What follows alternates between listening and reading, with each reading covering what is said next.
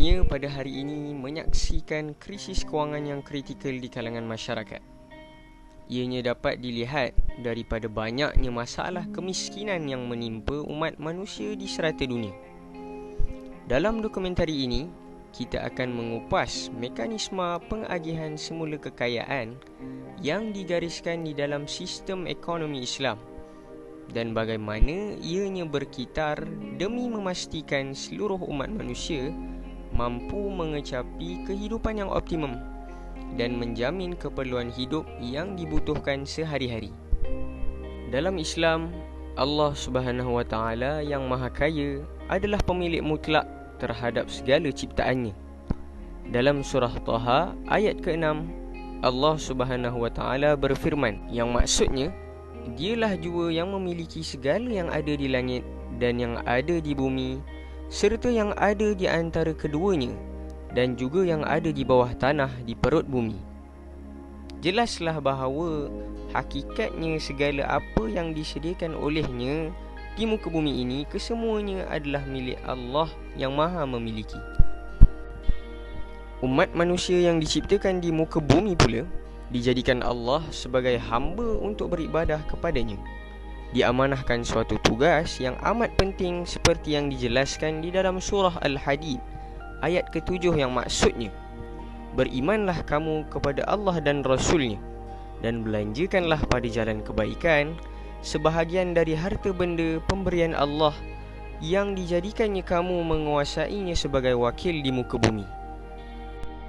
Daripada ayat ini, manusia dikurniakan suatu tanggungjawab untuk mentadbir sumber kekayaan di muka bumi dengan suatu peringatan untuk membelanjakannya di jalan kebaikan.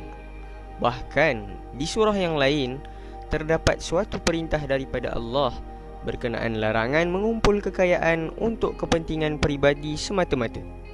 Firman Allah di dalam surah Al-Hashr ayat ke-7 yang maksudnya, supaya harta itu tidak hanya beredar di antara orang-orang kaya dari kalangan kamu. Suatu petunjuk yang jelas kepada kita untuk berlaku adil dalam mencari pendapatan. Afzalur Rahman dalam tulisannya iaitu Doktrin Ekonomi Islam mengatakan, ekonomi Islam telah mengemukakan beberapa langkah untuk mencapai agihan kekayaan yang saksama dalam masyarakat. Mekanisme yang digariskan adalah berlandaskan kepada perintah Allah kepada umat manusia, antaranya kewajipan mengeluarkan zakat. Firman Allah Subhanahu Wa Taala dalam surah Al-Baqarah ayat ke-43 yang maksudnya, dan dirikanlah kamu akan sembahyang dan keluarkanlah zakat. Mekanisme agihan semula kekayaan yang pertama menurut ekonomi Islam ialah mekanisme zakat. Pengertian zakat secara istilah, zakat berasal daripada bahasa Arab, zakah ataupun zakat, yang mengandungi erti harta tertentu yang wajib dikeluarkan oleh orang yang beragama Islam dan diberikan kepada golongan yang berhak menerimanya, yakni fakir, miskin dan sebagainya. Dari segi bahasa, zakat bererti bersih, suci, subur, berkat dan berkembang. Menurut syariat Islam, zakat merupakan rukun ketiga dari rukun Islam. Zakat adalah pertumbuhan, pertambahan dan pembersihan. Harta yang dikeluarkan menurut hukum syariat adalah zakat kerana yang kita keluarkan adalah lebihan dari hak kita yang menjadi hak orang lain. Sementara menurut syariat, zakat adalah sebahagian harta yang wajib kita keluarkan dari harta yang Allah berikan kepada kita yang telah mencukupi nisab dan haulnya untuk orang yang berhak menerimanya. Menurut Wahbah Al-Zuhaili 1989. Seterusnya, 4 mazhab fiqh besar pun memberikan makna zakat dengan berbeza. Menurut mazhab Hanafi, zakat adalah pemilikan bahagian harta tertentu dari harta tertentu yang dimiliki seseorang berdasarkan ketetapan Allah Subhanahu Wa Taala. Menurut mazhab Maliki pula, zakat adalah mengeluarkan bahagian tertentu dari harta tertentu yang telah mencapai satu nisab orang yang berhak menerimanya, yang ketentuan harta tersebut milik sempurna, telah haul dan bukan merupakan barang tambang. Menurut mazhab Syafi'i pula, zakat adalah sesuatu yang dikeluarkan dari harta atau jiwa dengan cara tertentu Sedangkan menurut mazhab Hambali, zakat ialah hak wajib pada harta tertentu bagi kelompok orang tertentu pada waktu yang tertentu pula. Berdasarkan pengertian tersebut, boleh disimpulkan bahawasanya zakat adalah pemberian sebahagian harta kepada yang berhak menerimanya. Seterusnya adalah dalil pensyariatan zakat. Dinamakan zakat kerana di dalamnya terkandung harapan untuk memperoleh berkah, membersihkan jiwa dan memupuknya dengan pelbagai kebajikan. Zakat yang merupakan salah satu rukun Islam disebutkan beriringan dengan solat dalam banyak ayat Al-Quran. Menurut Sayyid Sabiq, jumlah 82 ayat, sedangkan menurut Yusuf Qaradawi, jumlah tersebut terlalu dibesar-besarkan kecuali kalau yang dimasukkan termasuk kata-kata lain yang sama maksudnya dengan zakat seperti infak, al-ma'un, ta'amul miskin dan lain-lain. Jumlahnya berkisar antara 32 sampai 82 ayat, telah menjadi kesepakatan ijma' kaum muslim berdasarkan Al-Quran dan Sunnah Rasul bahawa hukum zakat adalah wajib. Ayat-ayat Al-Quran khususnya turun di Madinah secara tegas menetapkan hukum wajibnya zakat serta memberikan kaedah pelaksanaannya secara jelas. Misalnya dalam surah Al-Baqarah ayat 43, 83 dan 110. Maksudnya, dan didirikanlah oleh kamu akan sembahyang dan tunaikanlah zakat. Dan apa juga yang kamu dahulukan dari kebaikan untuk diri kamu, tentulah kamu akan mendapat balasan pahalanya di sisi Allah. Sesungguhnya Allah sentiasa melihat segala apa yang kamu kerjakan. Jadi dalam hadis Rasulullah juga banyak dijelaskan tentang kewajipan zakat dan kaedah pelaksanaannya. Perintah itu antara lain diberikan Rasulullah kepada Muaz bin Jabal ketika ditugaskan untuk menjadi qadi di Yaman. Jika ini telah mereka taati, sampaikanlah bahawa Allah telah mewajibkan zakat pada harta benda mereka yang dipungut dari orang-orang kaya dan diberikan kepada orang-orang miskin di antara mereka. Hadis riwayat jamaah. Berikut merupakan golongan-golongan yang berhak menerima zakat. Yang pertama, golongan fakir. Fakir bermaksud seseorang yang tidak mempunyai apa-apa harta atau pekerjaan atau menerima pendapatan dari sumber-sumber lain yang jumlahnya tidak sampai 50% daripada keperluan harian dan keperluan tanggungannya, dan tidak sampai 50% daripada belanja hidup seseorang yang hidup sederhana dan orang-orang tanggungan. Yang kedua ialah golongan miskin. Miskin bermaksud seseorang yang mempunyai pekerjaan atau hasil usaha yang hanya memenuhi sebahagian keperluan asasinya tetapi tidak mencukupkannya. Golongan yang ketiga ialah golongan amil.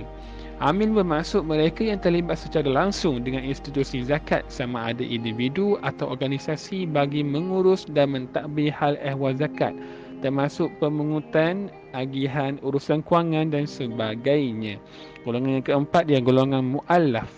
Mu'allaf bermaksud mereka yang dijinakkan hatinya atau mereka yang diharapkan kecenderungan hatinya untuk menerima Islam atau yang memeluk Islam.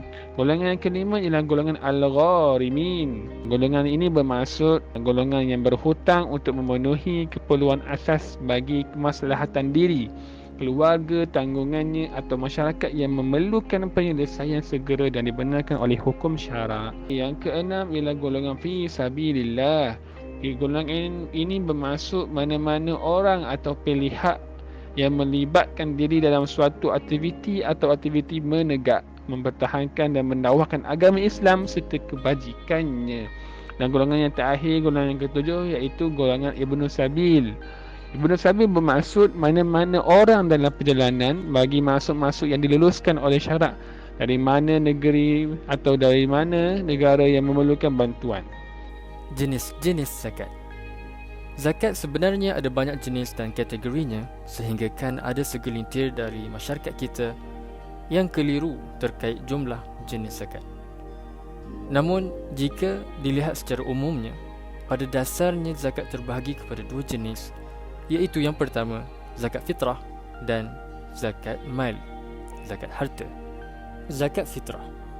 Zakat fitrah ialah zakat diri yang difardukan ke atas setiap individu, lelaki dan perempuan Muslim yang berkemampuan dengan syarat-syarat yang ditetapkan. Orang Islam yang wajib mengeluarkan zakat fitrah untuk diri dan keluarga atau tanggungannya ialah: yang pertama, individu yang mempunyai lebihan makanan atau hartanya dari keperluan tanggungannya pada malam dan pada hari raya. Yang kedua, bayi atau anak yang lahir sebelum matahari jatuh pada akhir bulan Ramadan dan hidup selepas terbenam matahari. Yang ketiga, memeluk agama Islam sebelum terbenam matahari pada akhir bulan Ramadan dan berkekalan Islamnya. Dan yang keempat, seseorang yang meninggal dunia selepas terbenam matahari pada akhir bulan Ramadan. Seterusnya, kaedah dan kadar. Kaedah pembayaran zakat fitrah. Kaedah pembayaran zakat fitrah yang ditentukan ialah makanan asasi daripada jenis yang mengenyangkan. Perkara ini dijelaskan melalui hadis Rasulullah sallallahu alaihi wasallam yang diriwayatkan oleh Abu Sa'id Al-Khudri yang bermaksud, adalah kami para sahabat ketika bersama Rasulullah sallallahu alaihi wasallam sering mengeluarkan zakat fitrah daripada setiap orang yang kecil dan besar, merdeka atau hamba, satu gantang makanan atau satu gantang keju atau satu gantang tamar atau satu gantang zabib. Demikianlah kami terus berbuat demikian sehingga datang kepada kami oleh Muawiyah Abi Sufyan bagi mengerjakan amal ibadah haji atau umrah. Kemudian beliau menyampaikan ucapannya di atas mimbar. Maka dalam ucapannya kepada orang ramai, beliau berkata, saya berpendapat bahawa satu mud cupak gandum Syam menyamai satu syak gantang tamar. Setelah itu masyarakat pun berbuat demikian, sedangkan Abu Sufyan berkata, aku tetap mengeluarkannya sebagaimana mulanya. Riwayat Muslim. Maka dapat kita simpulkan bahawa kadar fitrah ialah satu gantang Baghdad yang bersamaan 2.7 kg beras atau senilai dengannya. Kadar ini berdasarkan ketentuan oleh pihak berkuasa agama negeri-negeri. Seterusnya, bilakah antara waktu untuk menunaikan zakat fitrah?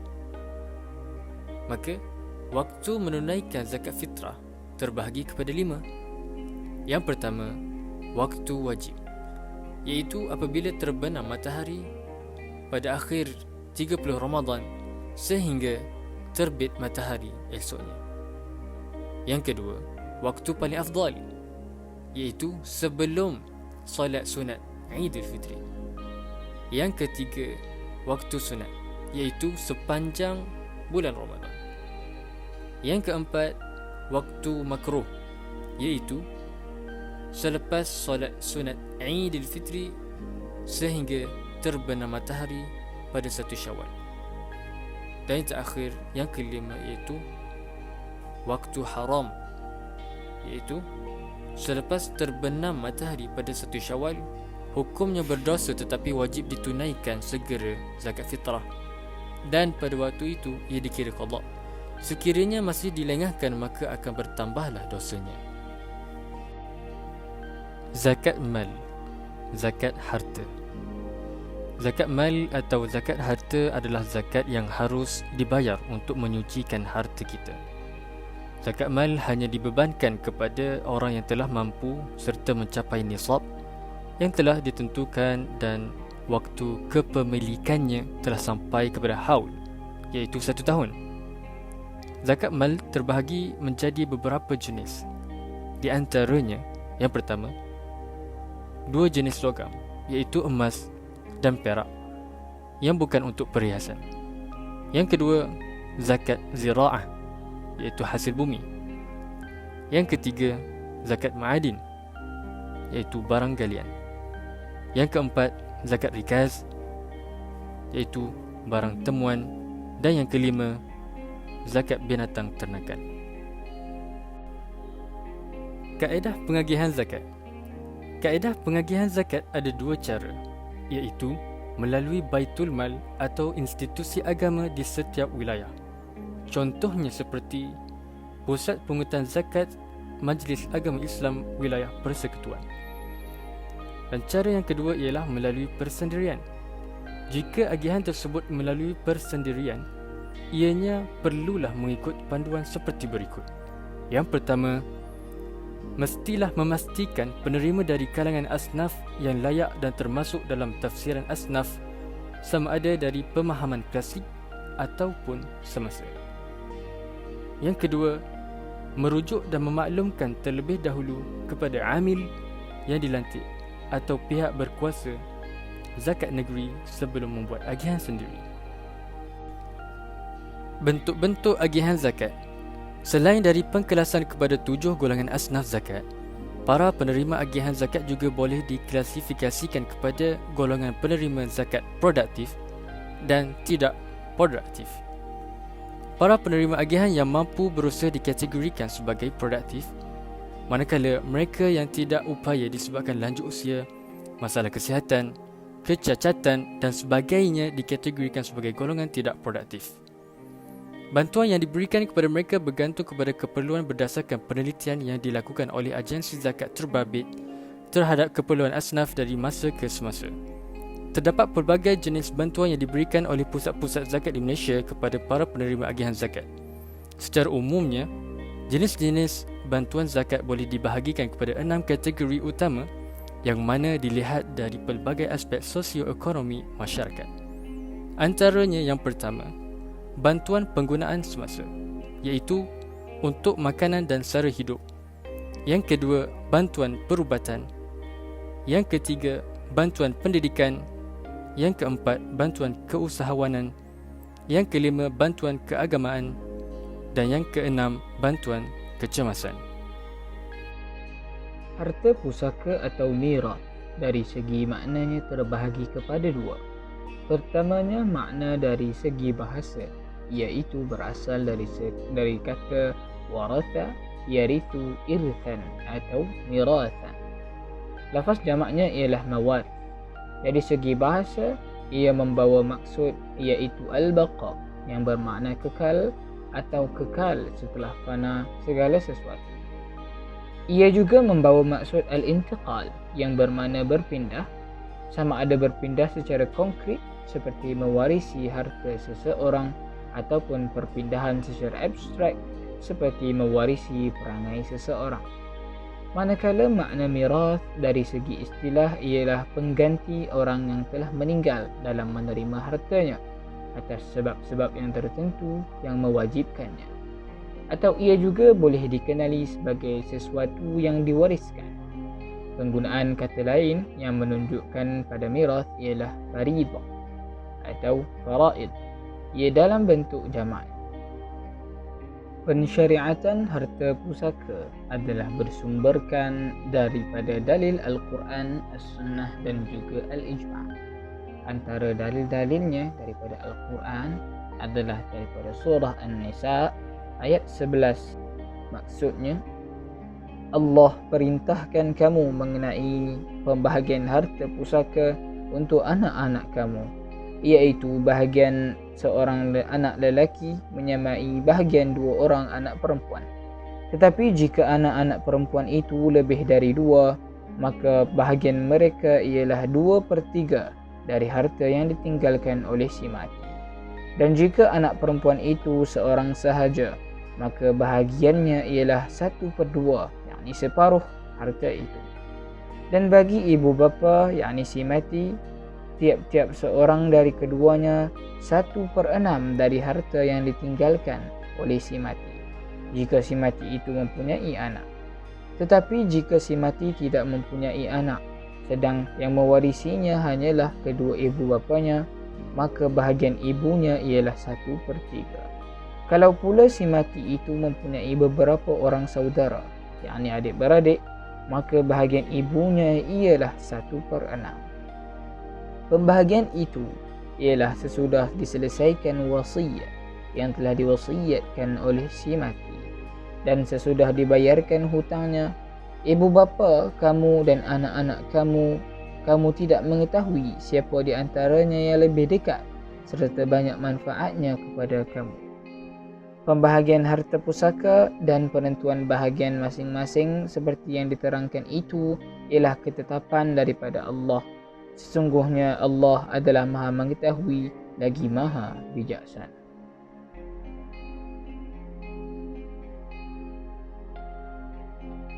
Hikmah dapat dilihat dari berbagai segi dalam pensyariatan mawarith.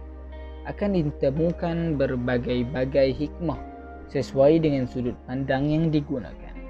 Antara hikmah utamanya adalah Allah mewajibkan manusia untuk mencari harta dengan cara yang halal serta memberikan motivasi untuk terus bekerja dan menjamin hasil usaha sebagai harta peribadi untuk digunakan bagi kemaslahatan individu, keluarga ataupun masyarakat.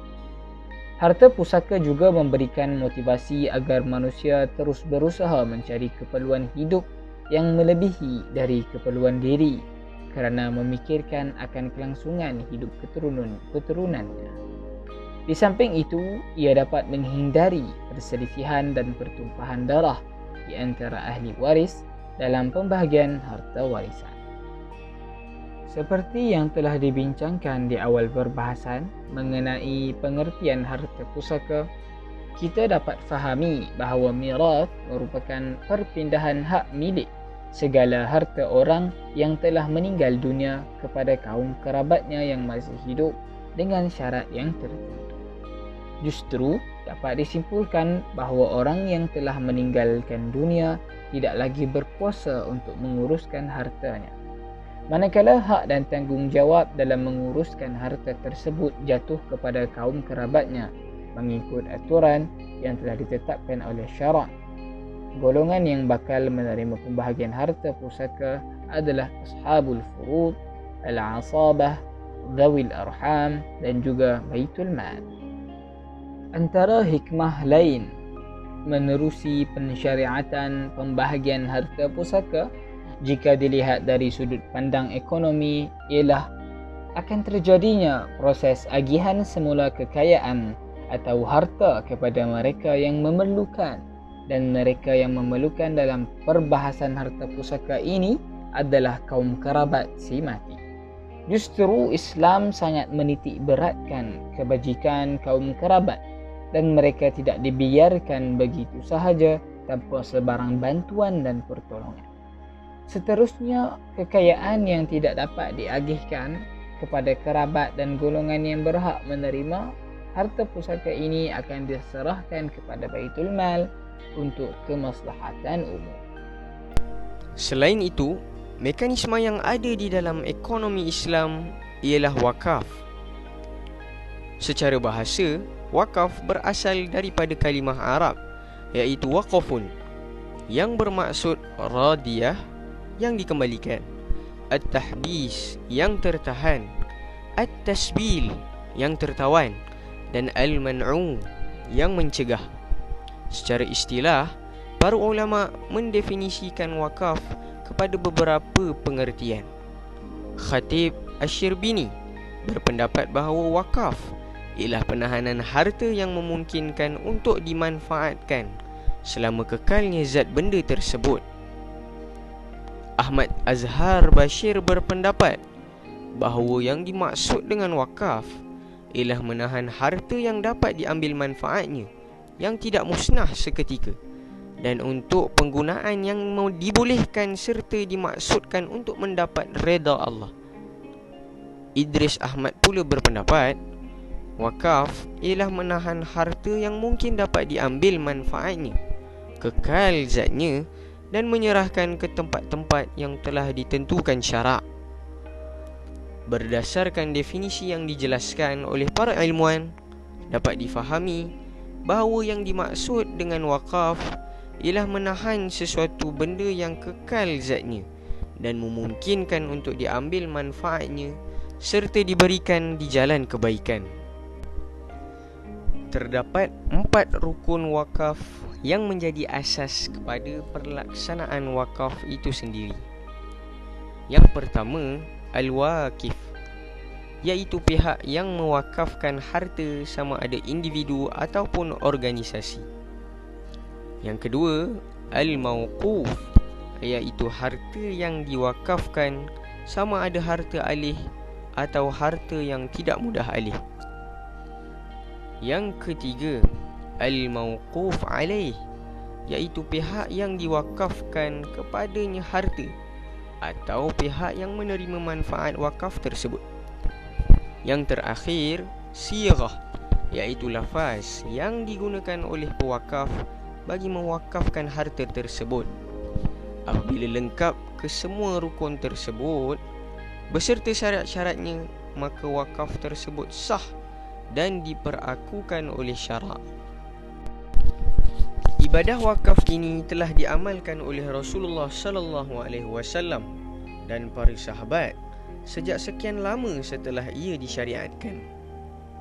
Diriwayatkan bahawa apabila Abu Talhah mendengar sahaja ayat 92 dari surah Ali Imran, maka beliau segera untuk mewakafkan harta yang paling disayanginya, iaitu kebun Bayruha. Kata beliau kepada Rasulullah, "Sesungguhnya Tuhan kita meminta untuk kita mengeluarkan infak daripada harta kita. Maka aku bersaksikan kamu, wahai Rasulullah sallallahu alaihi wasallam, bahawa aku menjadikan tanah ini milik Allah Subhanahu wa taala untuk diwakafkan." Riwayat An-Nasa'i.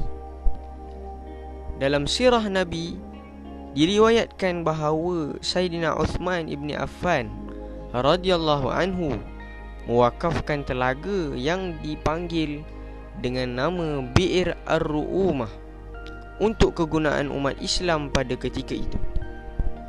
Beliau membeli telaga tersebut daripada seorang Yahudi yang menghalang orang ramai dari menggunakannya dan mengenakan harga yang tinggi bagi sesiapa yang ingin mengambil air daripadanya.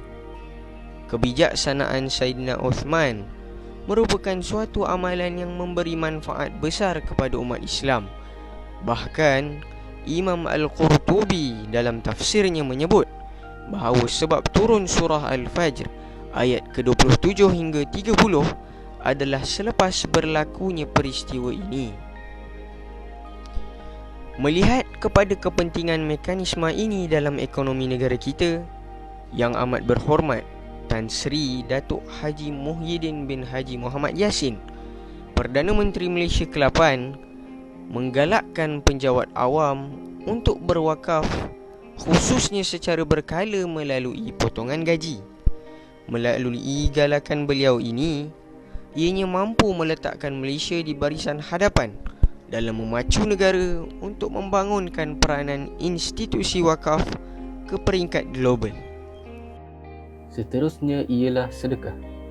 Definisi sedekah.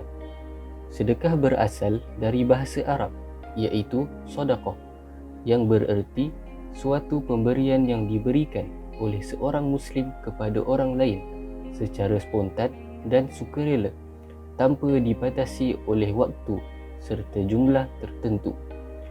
Ia juga bermaksud suatu pemberian yang diberikan oleh seseorang sebagai kebajikan yang mengharap redha Allah Subhanahu wa taala dan pahala semata. Menurut bahasa, sedekah adalah sesuatu yang diberikan dengan tujuan mendekatkan diri kepada Allah Subhanahu wa taala. Menurut syarak, sedekah adalah memberi kepemilikan kepada seseorang pada waktu hidup dengan tanpa imbalan sesuatu dari yang diberi, serta ada tujuan taqarrub kepada Allah Subhanahu wa taala. Sedekah juga diertikan dengan memberikan sesuatu yang berguna bagi orang lain yang memerlukan bantuan, iaitu fakir miskin, dengan tujuan untuk mendapat pahala. Sedekah adalah pemberian harta kepada orang-orang fakir, orang yang memerlukan ataupun pihak-pihak lain yang berhak menerimanya tanpa disertai dengan imbalan. Sedekah hukumnya adalah sunnah, bukan wajib. Oleh sebab itu, untuk membezakannya dengan zakat yang hukumnya wajib, para fuqaha menggunakan istilah sedekah tatawwu' atau as-sadaqah an-nafilah. Untuk zakat, ianya menggunakan istilah as-sadaqah al-mafruḍah. Akan tetapi, hukum sunnah boleh menjadi haram apabila penerima sedekah memanfaatkannya pada yang haram. Menurut kaedah syarak, segala perantaraan kepada yang haram, hukumnya haram juga. Boleh juga hukumnya menjadi wajib. Contohnya, untuk menolong orang yang dalam keadaan terpaksa, yang amat memerlukan pertolongan seperti makanan atau pakaian. Menolong mereka adalah untuk menghilangkan darar, yakni izalah ad-darar, yang wajib hukumnya. Jika kewajipan tersebut tidak terlaksana, sedekah menjadi wajib hukumnya sesuai kaedah syarak. Seterusnya ialah hadiah. Definisi hadiah. Hadiah adalah penyerahan hak milik harta benda tanpa ganti rugi yang umumnya dikirimkan kepada penerima untuk memuliakannya. Secara sederhana, hadiah boleh diertikan sebagai pemberian dari seseorang kepada orang lain tanpa adanya penggantian dengan maksud memuliakan. Hadiah adalah pemberian yang dimaksudkan untuk mengagungkan atau rasa cinta. Menurut Zakaria Al-Ansari, hadiah penyerahan hak milik harta benda tanpa ganti rugi yang umumnya dikirimkan kepada penerima untuk memuliakannya. Sedangkan menurut Sayyid Sabiq, hadiah seperti hibah dalam segi hukum dan maknanya. Dalam pengertian ini, Sayyid Sabiq tidak membezakan antara hadiah dan hibah dari segi hukum serta makna. Hibah dan hadiah merupakan dua istilah hukum pemberian yang sama, sehingga ketentuan yang berlaku bagi hibah berlaku juga bagi hadiah. Menurut Muhammad Al-Aji, hadiah adalah pemberian sesuatu tanpa imbalan. Dalam pengertian ini, Muhammad Al-Aji menegaskan bahawa dalam hadiah tidak murni memberikan tanpa imbalan, tetapi ada tujuan tertentu, yakni ada kalanya untuk menyambung tali persaudaraan, mendekatkan hubungan dan memuliakan. Ada titik persamaan antara ketiga-tiga definisi tersebut. Hadiah adalah pemberian tanpa imbalan sama seperti hibah. Sayyid Sabiq menganggap hibah dan hadiah adalah sama, sedangkan Zakaria Al-Ansari dan Muhammad Al-Aji membezakannya. Hadiah murni pemberian tanpa imbalan, sedangkan hadiah bertujuan untuk memuliakan. Majoriti fuqaha cenderung membezakan antara hibah dan hadiah. Yang jelas, hadiah merupakan pemindahan kepemilikan atas suatu harta dan bukan hanya manfaatnya. Jika yang diberikan adalah manfaatnya sementara zatnya tidak, hal tersebut merupakan pinjaman, yakni ijarah. Ini kerana hadiah haruslah merupakan tamlikan lil ain, yakni pemindahan ataupun penyerahan pemilikan atas suatu harta kepada pihak lain. Dalil berkaitan pemberian hadiah. Memberi hadiah dapat menghilangkan penyakit dengki, yakni penyakit yang terdapat dalam hati dan dapat merosakkan nilai-nilai keimanan. Seperti mana hadis Nabi sallallahu alaihi wasallam, an Abi Hurairah anin Nabi sallallahu alaihi wasallam qala, tahadu fa innal hadiyata tuzhibu wa haras sadri. Maksudnya, daripada Abu Hurairah berkata, Nabi sallallahu alaihi wasallam bersabda, memberilah antara kalian kerana pemberian itu dapat menghilangkan iri hati, yakni dengki. Seterusnya ialah hikmah mekanisme pengagihan kekayaan dalam Islam. Kesejahteraan umat merupakan matlamat asasi syariah Islam diturunkan kepada umat manusia. Ini jelas daripada perbincangan para ulama tentang maqasid syariah yang mana ianya terangkum dalam falsafah jalbul masalih wa dar'ul mafasid. Antara mekanisme yang diperkenal oleh Islam dalam merealisasikan kesejahteraan umat ialah melalui agihan kekayaan. Pengagihan ini ada yang berbentuk suatu kewajipan ke atas setiap Muslim, iaitu zakat, dan ada juga yang berbentuk galakan seperti berwakaf dan bersedekah. Antara hikmah mekanisme pengagihan kekayaan dalam Islam ialah yang pertama, dapat mewujudkan sebuah sistem ekonomi yang praktikal. Dengan adanya konsep agihan semula kekayaan dalam Islam, maka setiap individu akan mendapat bahagian masing-masing selaras dengan tenaga dan sumber-sumber yang telah dicurahkan. Yang kedua, dapat membasmi penumpuan harta. Islam amat memberi perhatian agar harta janganlah dibiarkan tertumpu kepada segelintir golongan manusia sahaja, tetapi sebaliknya mestilah dibenarkan berkisar dalam masyarakat seberapa luas yang boleh, supaya jurang antara yang kaya dan miskin dapat dikurangkan.